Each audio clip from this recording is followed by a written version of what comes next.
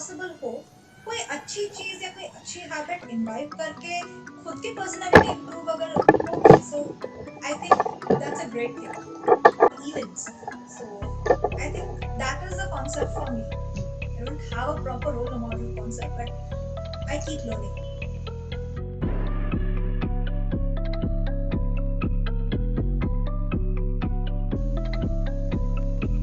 माँ बाप से क्या सीखने को मिला?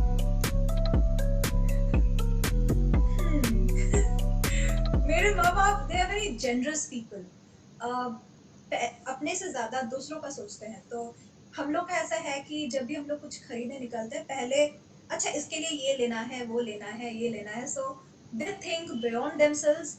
दे think of inviting people, you know, feeding them and सबके लिए गिफ्ट्स लाना, ये लाना, वो लाना। तो वो एक चीज मेरे अंदर भी है कि ऐसा ऐसा है कि मेरे जैसे खून में है कि मैं जब भी कोई कुछ चीजें लेने जाती हूँ तो पहले मैं दूसरों के लिए शॉपिंग करती हूँ, फिर भूल जाती हूँ कि अपने लिए कुछ लेना था। तो ये एक चीज है मेरे अंदर की मतलब जितना लोगों का हेल्प करो या जितना लोगों को, you know, I don't know, you connect to people more, you help more people out, वो मुझे बहुत ज्यादा खुश कर देता है for some reason. So even things that I do for myself they don't make me that much happy, but the things that I do for others, so that gives me a high. So I think वो एक चीज मेरे family में है जो, you know, I have learn from them, helping others beyond oneself. किसका प्यार सबसे ज्यादा आपको लगता है कि मतलब मेरे लिए बहुत बहुत कंफर्टेबल था, माँ का या फिर पापा का? आप नाम भी ले सकते हैं उनके बारे में। माँ का नाम क्या है आपके? मेरी मम्मी का नाम डॉक्टर अजंता पाल है एंड मेरे पापा का नाम डॉक्टर प्रदीप कुमार चांद है। तो दोनों डॉक्टर हैं, ठीक है अ, घर। हाँ, प्यार तो मम्मी से ज्यादा है। हाँ। तो एक स्टीरियोटाइप फैला हुआ है कि मतलब पिता को बेटियां ज्यादा पसंद होती हैं, ठीक है, और लाइक उनके तरफ झुकाव बहुत होता है। आपको लगता है ऐसा कुछ? नहीं, आपने तो ऐसा महसूस नहीं किया होगा, या फिर क्योंकि आपके यहाँ पे दो ऐसे भी नहीं है इसलिए। स्टीरियोटाइप्स। हाँ, सही। अब जो हूँ मैं ही हूँ तो नो, जबरदस्ती प्यार करना ही पड़ेगा। सीधी सी बात है, वरना फिर हम रसगुल्ला मांगेंगे। आगे बढ़ते हैं। तो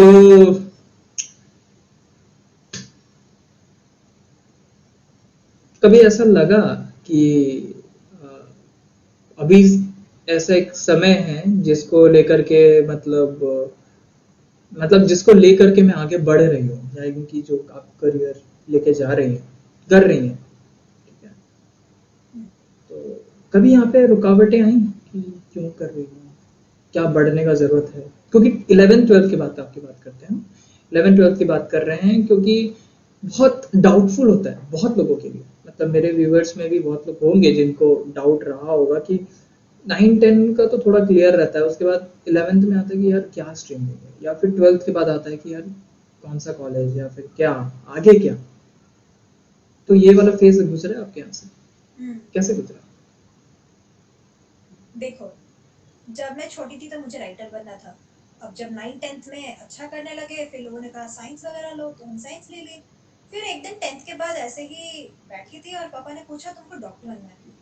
एंड मैं कुछ पढ़ रही थी, किताब भी पढ़ रही थी, कोई नॉवल पढ़ रही थी, and I looked at it, क्या मतलब यही दोनों ऑप्शन है क्या? तो तो ऐसा था कि मतलब बहुत कैजुअली पूछा जा रहा है तुम डॉक्टर बनना चाहती हो, इंजीनियर बनना चाहती हो? मैंने कहा मुझे नहीं पता कि मुझे क्या बनना है। तो फिर रिजल्ट्स आए, अच्छा परफॉर्मेंस हुआ, तो लोगों ने कहा कि यार इसका मैथ्स अच्छा आ रहा है, नंबर्स अच्छे हैं, तो चलो इंजीनियरिंग में डालते हैं या ट्यूशंस लगा देते हैं इंजीनियरिंग की। तो बस मम्मी लेके गई, किसी ट्यूशन सेंटर में भर्ती करा दिया, और मैं हाँ करके बैठी हूँ कि क्या हो रहा है मेरे साथ। तो तो बहुत ही कंफ्यूजिंग स्टेट हो रहा है, बिकॉज बस दो तीन ऑप्शंस प्रेजेंट कर दे एंड इसी में चलना है। एंड बहुत सारे ऐसे लग रहे हैं कि बकरियों के, you know, heard of goats and everyone is running in the same direction, तुमको उसी उसी डायरेक्शन में भागना है। तो अब देखो डॉक्टर मतलब मुझे थोड़ा खून से डर लगता है। तो मुझे बोला गया कि ऐसे ऐसे करना है, तो शायद मुझे मुझसे होगा नहीं। तो फिर तो मैंने सोचा कि ठीक है, दूसरा ऑप्शन लोग बोल रहे हैं कि इंजीनियरिंग है, तो बस चलो बैठते हैं, क्लासेस अटेंड करते हैं, इंजीनियरिंग के लिए ट्राई करते हैं क्योंकि सब कर रहे हैं। और कोई ऑप्शंस दिया ही नहीं गया कि इसके बियॉन्ड भी कुछ सोचा जा सकता है। पर इंजीनियरिंग के एग्जाम्स भी आए, वो भी क्लियर किया। उसके बाद बैठ के सोचा कि ये इंजीनियरिंग है क्या, इसमें करना क्या है एंड मैं कहाँ पहुंचूंगी। तो राइट मैन, जब मेरा इंजीनियरिंग कॉलेज में दाखिला होना था, मैंने अपने पेरेंट्स को बोला मुझसे नहीं होगा। दे आर लाइक, हमने ट्यूशन में खर्च किया, ये किया, हो गया है सब कुछ, एडमिशन कराने जाना है, तो अभी मना कर रही है। मैंने कहा कि हाँ मतलब इंजीनियरिंग करूंगी, फिर किसी कंपनी में, फिर कुछ सॉफ्टवेयर, फिर कंप्यूटर, ये वो, मुझसे नहीं होगा। तो ऐसा हुआ, then I switch to general stream, क्योंकि तब तक मुझे पता चल चुका था कि मुझे केमिस्ट्री बहुत ज़्यादा पसंद है एज अ सब्जेक्ट। एंड उसमें मैं ट्वेल्थ में 100 and I had started liking the subject more, and मुझे उसमें ज़्यादा जानना था। I just felt the thirst for knowledge in that subject. तो मैंने सीधा सीधा बोल दिया। एंड फिर उन्होंने बोला यार फिजिक्स ले लो, क्योंकि फिजिक्स ज़्यादा, इट्स अ वेरी स्कोप, या हाइप ऑप्शन, हाँ या इट स्कोप हैज़ भी मोर है। स्कोप, थोड़ा एलिट होता है। तो मैंने कहा कि यार केमिस्ट्री को मैं एलिट बना दूंगी। तो उन्होंने जाके कॉलेज में दाखिला कर दिया। फिर फिजिक्स टीचर्स ने कहा यार तुम केमिस्ट्री क्यों लेके बैठी हो, तुम्हारे मार्क्स अच्छे, फिजिक्स में आ जाओ। लाइक नहीं, मुझे केमिस्ट्री ही करना है, and if it's the second best option for everyone, I will make it the best option for everyone. So so तब बस एक्सेल किया उसमें। तो दैट्स द थिंग कि मतलब हमको बहुत लिमिटेड ऑप्शंस मिल जाते हैं, बहुत ही एक यही करना है, नहीं तो वही करना है। So even when I was in college, like chemistry जब कर रही थी, तो फिर सिविल सर्विसेज के कुछ एग्जाम्स, लाइक ऐसा आता है कि सिविल सर्विसेज के ऑप्शंस आते हैं ट्राई कर ग्रेजुएशन लो। लेवल में या कुछ हाँ, आता है। हम्म, तो उसमें भी मैंने देखा कि हाँ I can also do that. तो in graduation itself, no matter which stream you are in, you have to keep exploring options. मतलब जितने ऑप्शंस है सब देख लो, शायद ऐसा है कि मतलब something captures your interest. So I had also started preparing for civil services, but then I knew that chemistry was my calling, तो मैंने उसी डायरेक्शन में फॉलो किया। So it just depends on the person, and सही वक्त पे सही decision लेना बहुत ज़रूरी है। Otherwise maybe I would be stuck in a job that I don't want to do, है ना?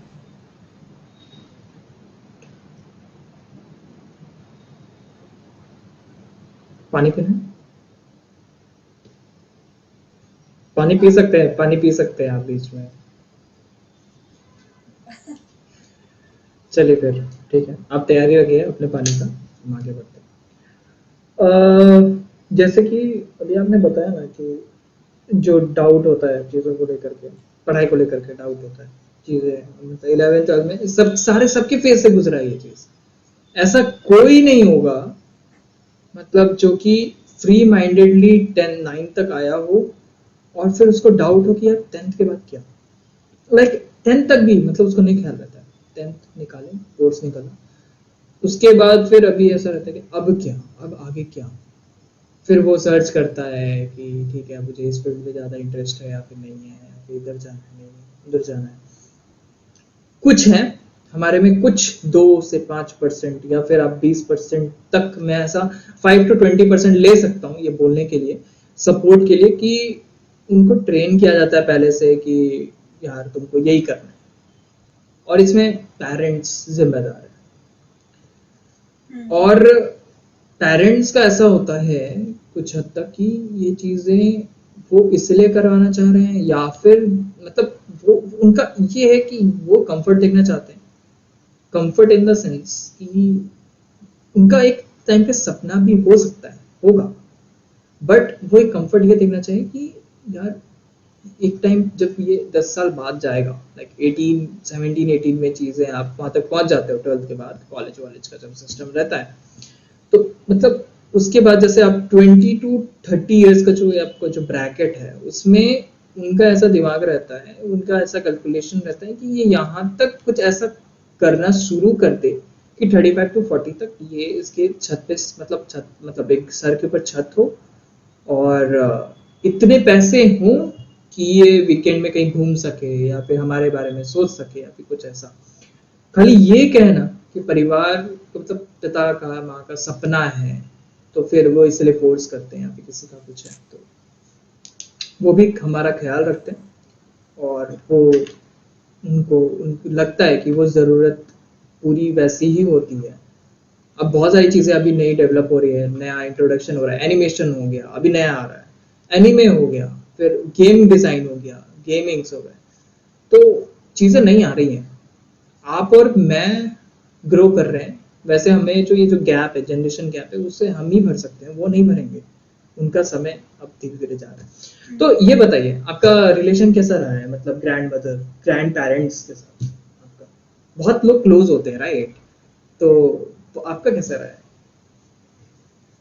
दे were like a second set of parents, क्योंकि मेरे दोनों ही पेरेंट्स वर्किंग थे एंड मैं ज़्यादा टाइम उनके साथ स्पेंड की हूँ। मुझे लगा ये चीज़, इसलिए मैंने ये सवाल किया आपसे। थोड़ा और बताइए उनके बारे में, कुछ कभी कहानियों में रहा है मन, या फिर हाँ, वहीं से शुरू हुआ, या फिर कुछ और ऐसा यूनिक सीखने को मिला? कोलकाता से है ना आप, तो वहाँ पे आर्ट की, मतलब मैं जानता हूँ। बहुत बहुत कुछ सीखने को मिला, जैसे कि नाना जी वो मुझे कहानियां सुनाते थे एंड मैं हमेशा सोते वक्त उनके पास जाती थी एंड आई यूज्ड टू से कि मुझे कहानी सुनना है। तो कहानी सुनने का एक कहानी जो चीज होती है वो कितनी मैजिकल होती है, शायद वो मैंने नाना जी से सीखा। जैसे कि to tell a story nobody can. तो वो एक कहानी के लिए जो एक था, तो वो एक नाना जी से मिला। फिर नानी लिखती थी मैगजीन्स के लिए, जर्नल्स के लिए। तो वो लिखती थी and she was a well known literary figure. तो but at home she was a very fun loving woman and very daring, very vivacious, life को एंजॉय करने वाली। तो उनके the zest for life that I think I haven't seen that in a long time inside anyone. क्योंकि mummy को भी मैंने देखा है बहुत स्ट्रेस्ड रहती है, छोटी छोटी बातों के लेके परेशान होना, यार क्या होगा क्या होगा। बट नानी ऐसे नहीं थी, नानी was like very fun loving, she was like live in the moment and just go ahead. She उनका मोटो ये था कि सुबह उठो एंड आज क्या करना है सोच लो and just get through the day, कल का कल देखा जाएगा।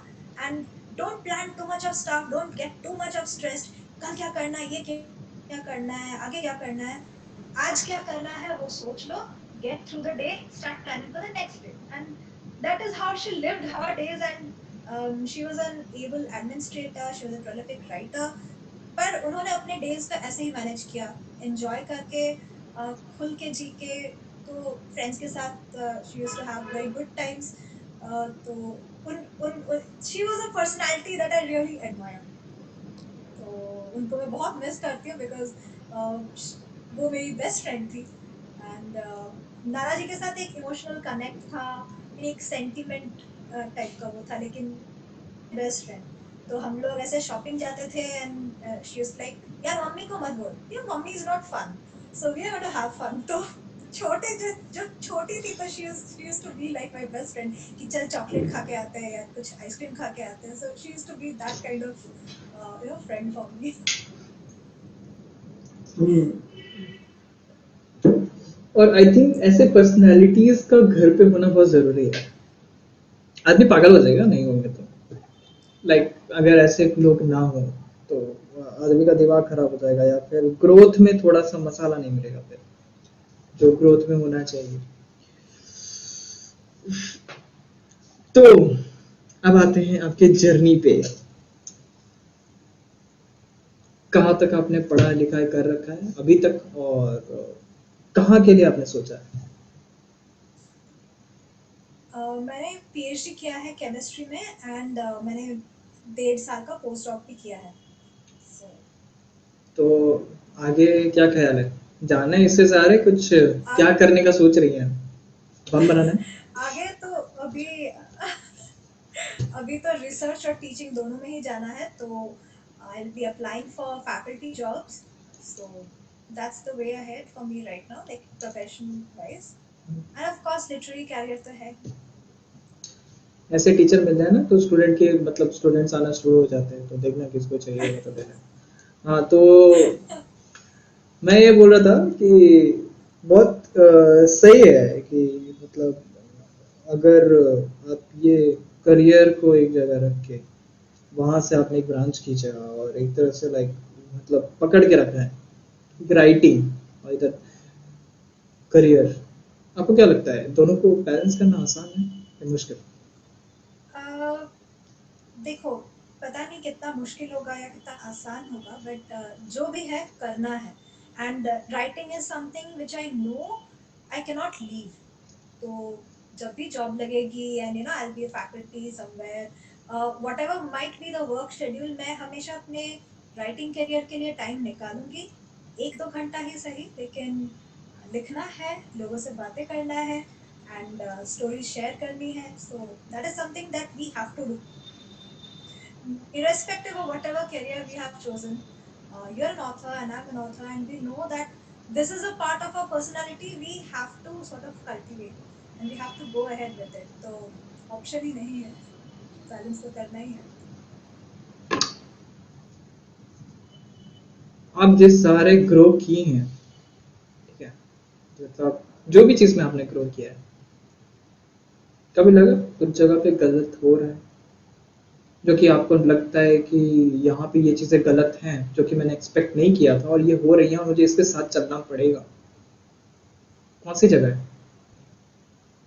If you don't mind? um, देखो, जर्नी में तो मिले जो गलत थे। मैं नहीं कहूँगी कि मेरे डिसीजंस गलत थे, लेकिन ऐसे बहुत सारे सर्कमस्टेंसेस थे जो you know they were not conducive to my research या पढ़ाई बोलो। तो ऐसे बहुत सारे इंसिडेंट्स हुए जो बहुत डीमोटिवेटिंग थे, बट जो सीखा मैंने is not to give up but to keep going, and जो भी सिचुएशन है उसको पार करके अगला क्या करना है वो सोचना। So I think that is what mattered at the end, and that is what will always matter कि मैंने गिव अप नहीं किया। एंड ट्रस्ट मी, बहुत खराब टाइम गया है मेरा। सो इस होल जर्नी में I have felt suicidal, I have felt really depressed, and I M sort of proud of my self कि मैंने गिव अप नहीं किया। तो आई थिंक वही एक चीज है जो मुझे आगे भी लेके जाएगा। 30 साल गुजर गए एंड अगले 30 साल भी खुशी से गुजर जाएंगे। ये चमक बनाए रखना इतना आसान नहीं है, लिटरली मैं प्रेज करता हूँ आपको के स्माइल के लिए और आपके चार्मिंग के लिए। Like, जो चार्म है आपके अंदर, मतलब बहुत मुश्किल होता है लोगों को ये चार्म हमेशा रखना अपने अंदर कि क्योंकि ये नॉर्मल सोसाइटी या फिर ये नॉर्मल कंडीशन नहीं है। जो भी अभी आप और मैं बैठ के एक जगह बैठ करके कॉफी पीते पीते भी ये चीजें कर सकते थे, ये चीजें रिकॉर्ड कर सकते थे। स्टिल वी नो हम फैमिलियर नहीं है ये ऑनलाइन वाले चीजों से। ये पिछला 1 साल का दिया हुआ है, मतलब हमने वीडियो कॉल कर रखा होगा, लेकिन हम जब इंटरव्यू या फिर प्रॉपर बातचीत के बारे में बात आता है तो हमें लगता है कि ओके नहीं यार, मिलते हैं और फिर बात करेंगे, उससे रिकॉर्ड करेंगे और वो एक अलग ही इंटरेक्शन। क्योंकि इंडिया का एक कल्चर है बहुत मतलब रिच है, वो है आपस में एक दूसरे को ग्रीटिंग्स देना और ये महसूस कराना कि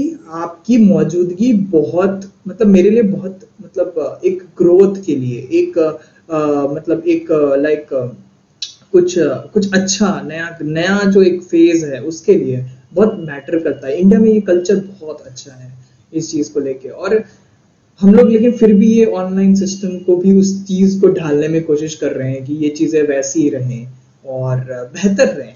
और मैं भी अपने लोगों से यही बोलूंगा कि परेशान होने की जरूरत नहीं है, चीजें बहुत सारी हैं जो हमारे कंट्रोल में नहीं है, लेकिन हमारे जी हाथ में जो चीज कंट्रोल में है, जो हमारे कंट्रोल में है, हम उसे तो बना के रख सकते हैं ना, उसे तो रख सकते हैं, उससे तो चीजें बैलेंस कर सकते हैं।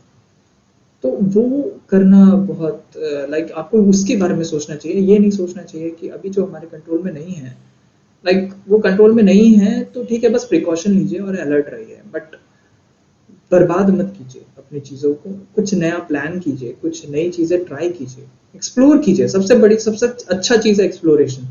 कुछ एक चीज़ बंद हो गया तो हम जैसे होता है ना कि वो क्या बोलते हैं उसको, एक गेम पसंद नहीं आता है तो हम बोलते हैं चलो यार बचपन में करते थे, यार पसंद नहीं आ रहा है इसको हटाओ, पर चलो नया कार्टून से नया गेम निकालते हैं या फिर नया कुछ बनाते हैं, नया कुछ करते हैं, ऐसा लगता था। तो वो चीज़ करना चाहिए, आप एक्सप्लोरेशन पे ध्यान दीजिए और होगा, जो तकलीफ है ना, खाने का तकलीफ जो है इंडिया में, एक प्रॉब्लम है कि हमें पैसों की ज़रूरत सिर्फ पेट भरने के लिए और घर में रहने की है। ये नहीं कि और ज़्यादा चाहिए हमें, हमें इतना ही दे दो, हम सेटिस्फाई हो जाएंगे, बट हमें उसकी भी कमी है। तो ये बहुत बड़ा पेचीदा सवाल है और मतलब बहुत मतलब टॉपिक ही बहुत उलझा हुआ है, जिसके बारे में बहुत लोगों ने डिस्कस कर रखी है और मैं ज़्यादा डिस्कस करूंगा नहीं अभी, तो खासकर क्योंकि चित्र है हमारे साथ यार, ऐसे हो बोरिंग हो जाएगा पिक्चर। तो राइटिंग के बारे में बताइए, कैसा रहा आपके मतलब अभी तक का एक्सपीरियंस, लाइक कैसे लोग, कैसे ऑथर से मिला है अभी तक आपने, और मतलब आप बोली ना आपको इंस्पिरेशन भी मिला है या फिर लगा कि यार ये कैसे हो गया, मतलब ये कैसे लिख दिया इन्होंने, ऐसे कैसे हो गया, ठीक है। और मतलब आपकी जर्नी बताइए राइटिंग को लेकर के, मतलब मैं भी बहुत एक्साइटेड हूँ थोड़ा सा जानने के लिए कि हो तो आप ऑथर ना इनसाइड से पैशनेट, इसलिए बताइए उसको शेयर करें। मतलब कौन इंस्पिरेशन है राइटिंग में? राइटिंग का जर्नी पूछ रहा हूँ, जर्नी आपका इंडिविजुअल फ्रीडम है। देखो, राइटिंग का जर्नी तो ऐसा ही था कि मतलब थोड़ा कैजुअली ही शुरू किया कि चलो कुछ लिखते हैं, कुछ महसूस कर रहे हैं तो लिखते हैं। बस फिर पोइट्रीज आने लगी, फिर शॉर्ट स्टोरीज आने लगी, फिर देखो एक ऑथर्स नेटवर्क के साथ कनेक्शन हुआ, जहाँ पे बहुत सारे ऑथर्स मिले। इस जर्नी पे मैंने उनके बुक्स पढ़े, रिव्यू किया। फिर एक लगा कि मतलब this is a community which is very respectful. ये पूरी author community, when you talk to authors, writers, creators of any kind, whether they are artist और राइटर्स, मुझे ऐसा लगा कि मैं जो प्रोफेशन में हूँ एंड मेरी जो प्रोफेशनल जर्नी रही है, उसमें मैंने ऐसा बहुत फेस किया है कि people are not kind to each other, they rarely show respect. For some reason मुझे लगा कि मैंने इतनी पढ़ाई की है, मैंने पीएचडी किया है, पोस्ट डॉक किया है, पर वो एक सेंस ऑफ रेस्पेक्ट नहीं है, या फिर एक काइंडनेस नहीं है in the way people treat each other. It's always like cut throat competition कि हमें आगे निकलना है, आगे निकलना है। बट जैसे ही मैं इस फील्ड में आई, लिटरेरी फील्ड या फिर क्रिएटिव फील्ड में आई, मुझे लगा है कि एक बेसिक सेंस ऑफ रिस्पेक्ट है in the way people are talking to each other, and that is irrespective of geographical locations, ages, nothing matters. Once you are within the field and you start talking to people, मुझे एक basic sense of respect लगा when I'm talking to people, and their that communication is very rich and very respectful, and it gives you a sense of happiness. So a sense of fulfillment, I during this entire writing journey, the kind of people that I interacted with, uh, I feel very satisfied at the end of it, having written this book. uh, that excitement and that sense of fulfillment is at the same level कि मैंने इतने सारे लोगों के साथ connect किया, whether it be readers, even readers who come up and say, उनके साथ जब एक discussion करते हो तो कितना अच्छा लगता है, the way they speak, the way they respect and talk to you, that is very different. तो coming from an entirely different field, मुझे बहुत अच्छा लगा। So I think that sums up my writing journey. The entire writing process and the feeling that you are not alone. कभी अकेला नहीं लगा कि जब भी राइटर्स कम्युनिटी में है या किसी ग्रुप में जाके कुछ पूछ रहे हैं, तो फीडबैक मिल रहा है राइटिंग के ऊपर, लोग कुछ कह रहे हैं, तुम्हारे राइटिंग को सेलिब्रेट कर रहे हैं उस पे, they are giving their opinions on it. तो मुझे लगा कि एक कनेक्टिविटी जो मैंने फील किया है, even amongst strangers, people I have never known, तो उनके लिए जो एक फीलिंग आया कि यार मैं इनको जानती हूँ only on the basis of their writings and how they're speaking, तो that was something magical. So I think that's a really integral part of my writing journey, the connections that I made. कोई famous writer जिसका आपको मतलब, या फिर तीन चार ऐसे किताब जिसको लगा कि यार ये मैं बोलूंगी कि मेरी किताब तो पढ़ो ही, मतलब ये बोलेगी ऐसा, ठीक है, लेकिन मतलब बाकी ये और कुछ किताबें जिनको आप पढ़ सकते हो। मतलब जो जिनकी राइटिंग मैं पसंद करती हूँ। हाँ एग्जैक्टली, जो कि आपको आई लगता है थिंक कि दूसरे को भी पढ़ना चाहिए। एक्चुअली जिनको मैं पसंद करती हूँ, एक्चुअली बहुत लोग उनकी किताबें ऑलरेडी पढ़ चुके हैं, so they are my inspiration as well. I think Khaled Hosseini की जो राइटिंग है वो बहुत ही विविड है and it makes you feel, it makes you cry. And same goes for Haruki Murakami. बहुत लोगों को लगता है कि मुराकामी की जो राइटिंग्स है वो थोड़ी कॉम्प्लेक्स है या फिर या बहुत डिस्क्रिप्शन घुसाई हुई है, लेकिन if you read those descriptions, वो इतनी बारीकी से लिखी हुई है and so tied into the story कि they evoke sense of pathos within you. तो उनकी राइटिंग मुझे बहुत डीप लगती है, so that is why I like Haruki Murakami's writing. And of course क्योंकि मैं थ्रिलर जॉनर में लिखती हूँ, I also read a lot of thrillers and I also believe that writing always does not have to be very deep. I am someone जो बहुत widely पढ़ता है, मतलब मैं फैंटेसी पढ़ती हूँ, मैं थ्रिलर्स पढ़ती हूँ, हॉरर पढ़ती हूँ, so it depends in my mood कि मैं क्या फील करना चाहती हूँ एंड उसके बेसिस पे मैं कुछ book I pick up some books. तो जब मैंने तुम्हारी बुक पिकअप की, so I was going through a very low phase, ठीक है, उस टाइम उस पर्टिकुलर डे पे मुझे लगा था कि यार अच्छा नहीं लग रहा, ठीक है, कुछ अच्छा नहीं लग रहा, and then I picked up your book and मेरा मूड बदल गया। I felt happy, I felt that I am not alone and that someone else has also gone through a similar journey. तो that is a part of books कि वो mood changes होते हैं, they sort of give you a new insight, a fresh perspective into whatever you're feeling at the moment, and your book did that for me. So that is a part of books. ये देख, मैं 50 रुपए नहीं दिया हूँ, ठीक है, मैं पहले बता रहा हूँ। मैंने नहीं दिया है। मेरे को, मैं डर गया था, मैं खुद डर गया था भाई। तो तुम लोग बैठे हुए हो, कुछ भी सोच रहे हो, एकदम दिमाग नहीं लगा लेगा, ठीक है। मैंने 50 रुपए, आप आपको देखिए, आपके पास आएंगे ये लोग, ठीक है, मैंने आपको 50 रुपए दे दिया है। हाँ हाँ तो हाँ, नहीं दिया नहीं दिया। तो यार मेरे को अच्छा फील हो रहा है यार, मेरे की तो यार में बात हो गया। क्योंकि ऑथर ज्यादा नहीं चाहते हैं कि आप बुक रिव्यू करो, आप प्रॉपर बात करो किताब के बारे में, ये होना चाहिए वो चाहिए।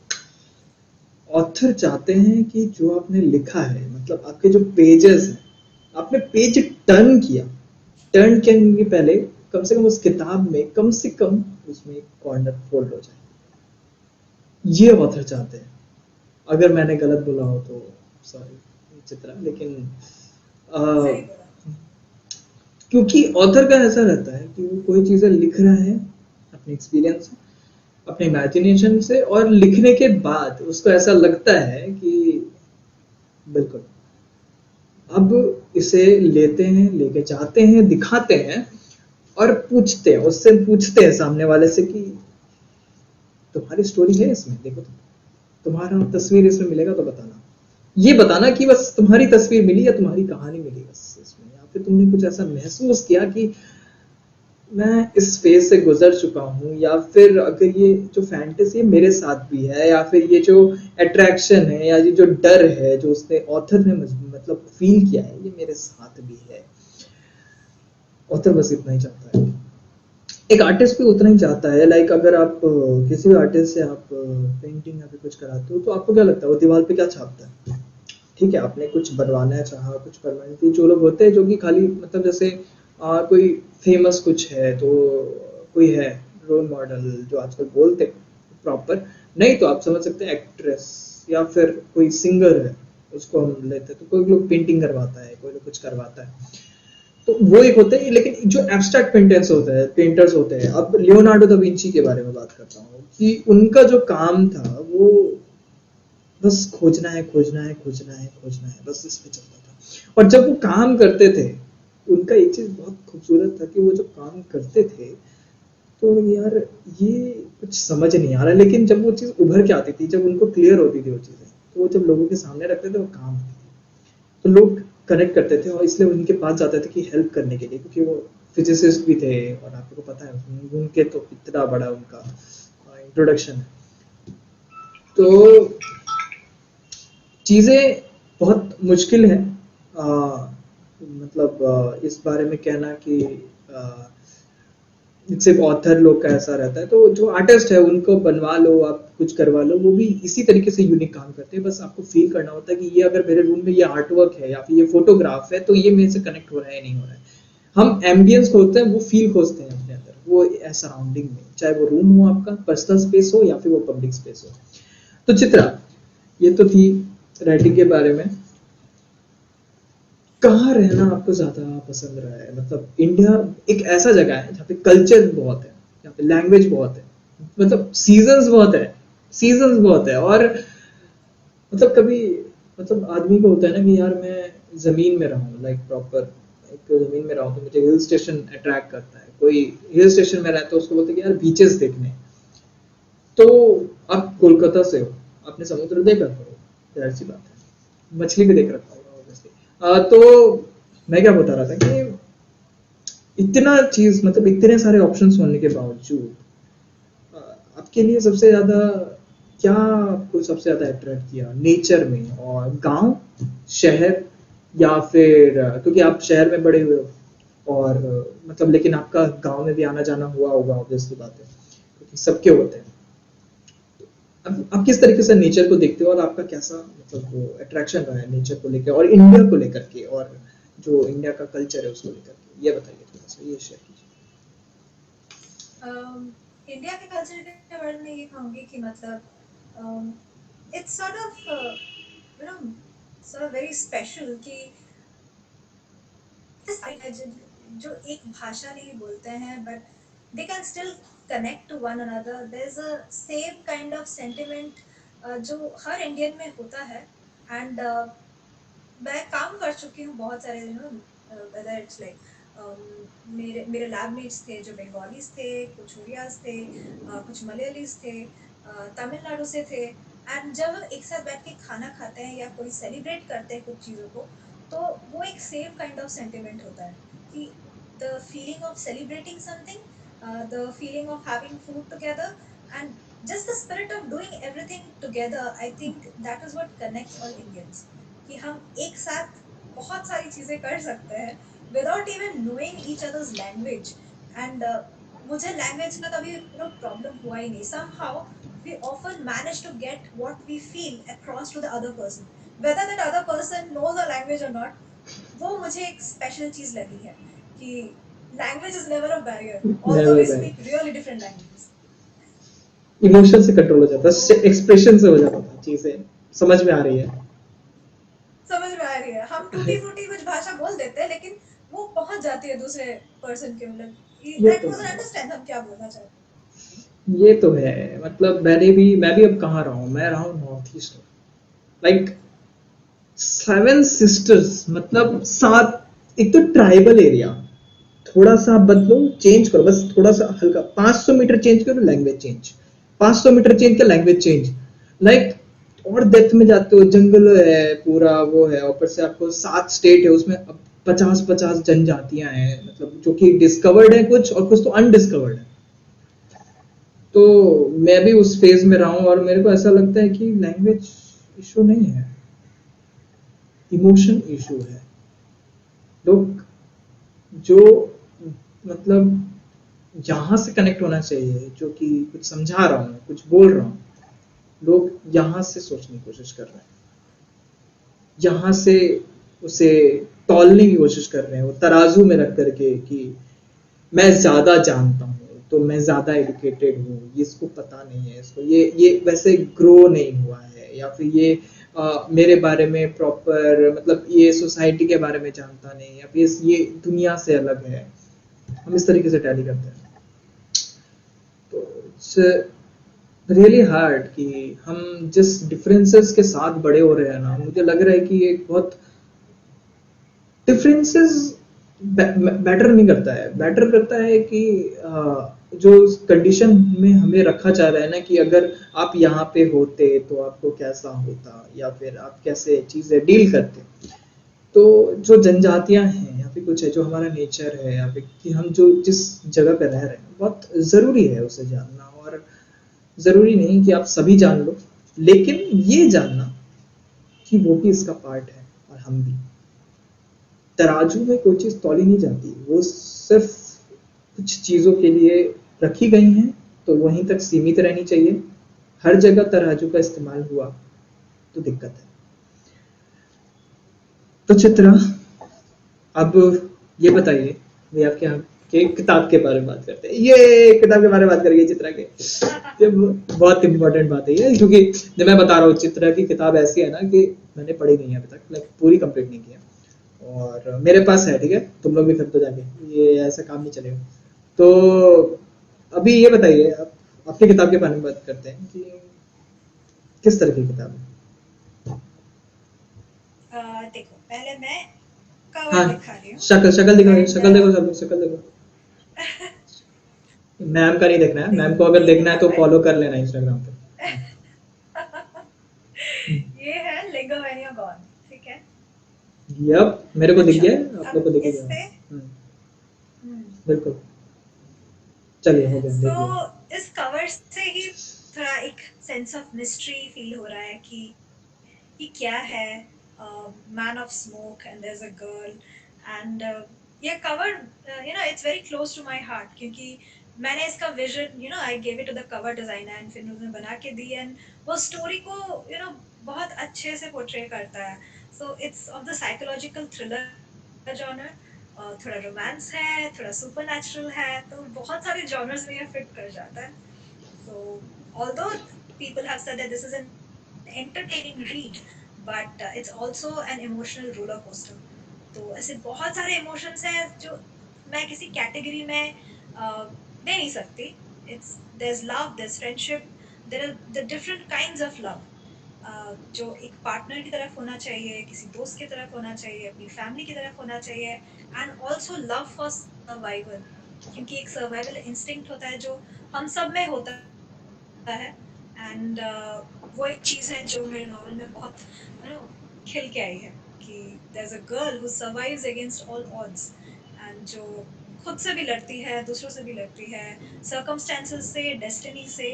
तो I think that is the highlight of the book कि रिलेशनशिप्स बहुत अच्छे से पोर्ट्रे किए गए हैं and you can feel the bonds, you can feel the ties, you can feel fear. एक डर है, जैसे मैंने पहले भी कहा है कि सुपरनैचुरल एलिमेंट्स तो हैं पर एक्चुअल डर, एक्चुअल खतरा हमें हमेशा इंसानों से होता है। तो उसको आप समझ सकते हैं आपकी किताबों से। तो मेरा फोन पागल हो गया है, क्योंकि जब मैं काम करता हूँ ना तभी सबको शौक चढ़ता है मेरे को याद करने का, क्योंकि मैं बहुत ज़्यादा एक्सेप्ट नहीं करता, मैं अभी दुनिया से दूर जाने वाला हूँ। हाँ। मतलब दुनिया से दूर जाने का मतलब कि मैं इंटरनेट बंद कर रहा हूँ, सच में मत समझ लेना कि जा रहे हैं, ठीक है। तो ये बहुत लाइक बहुत, मतलब जिस तरीके से आपने बताया ना कि ये चीज़ें मौजूद हैं, तो एक रीडर मतलब जैसे वहाँ पे जाएगा आपकी किताब को लेने के लिए, पढ़ने के लिए, वो अट्रैक्शन हमने देखा कि लाइक अट्रैक्ट तो पहले आपके कवर से कोई भी अट्रैक्ट हो सकता है, कवर बहुत अट्रैक्टिव है, ठीक है। तो मतलब आपको और उसके साथ कंपेयर नहीं कर रहा हूँ, आप अलग हो, ये वो अलग है, ठीक। तो तो आपके कवर में जैसे जो शो हो रहा है वो मिस्ट्री शो हो रही है कि आप आपको मिस्ट्री खुद सॉल्व करनी है एज ए रीडर, वो आपकी किताब के अंदर दिखता है। किताब लीजिए इनका, ठीक है, किताब के बारे में आपको हल्का फुल्का पता चला है, ज्यादा बता देंगे तो फिर क्या ही मतलब है यार, मतलब जाके लोग खरीदो पढ़ो यार। हाँ, तो ठीक है, फिर एंड करते हैं यहाँ से। मैं भी अकड़ गया यार, मतलब देख रहे हो गर्मी में पंखा बंद करके चला रहा हूँ, मतलब काम कर रहे हैं। तो ये बताइए, जिस चीज से हम एंड करना चाहते हैं कि अगर आपने राइटिंग चुनी, ठीक है, आपने राइटिंग ली है, तो जो आपको देख रहे हैं वो क्या चीज उनको ऐसा जानना चाहिए राइटिंग के बारे में जो कि आपने देखा है लेकिन किसी और ने नहीं देखा है, राइटिंग फील्ड।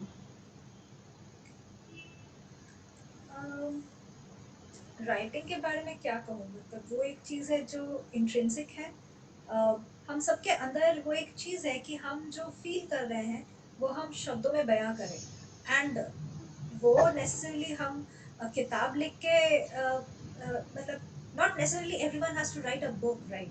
हम जब अपने दोस्तों को कुछ एक्सप्लेन कर रहे हैं कि यार ये हुआ वो हुआ, तो व्हाट्सएप मैसेजेस भी हम लोग इतना लंबा लंबा लिखते हैं एक्सप्लेन करने में कि अगर वो एक्चुअल हम लोग लिखे तो वो ही लगेगा कि हम राइटर है ना।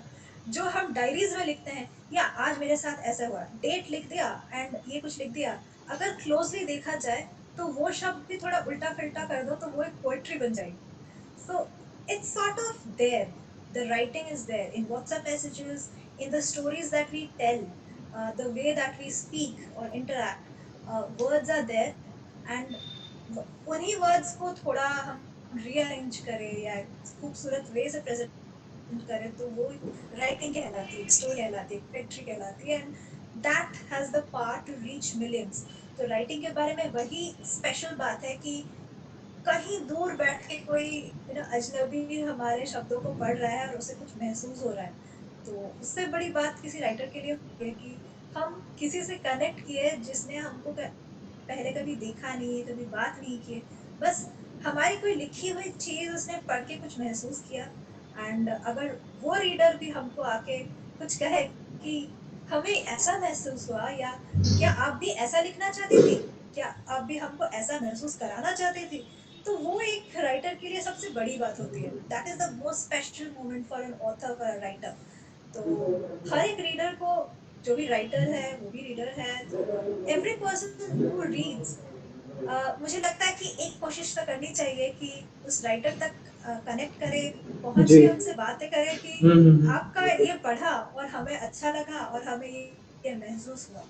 तो आई थिंक राइटर्स और रीडर्स के बीच में कनेक्ट होना बहुत जरूरी है. तो अब ये बताइए कि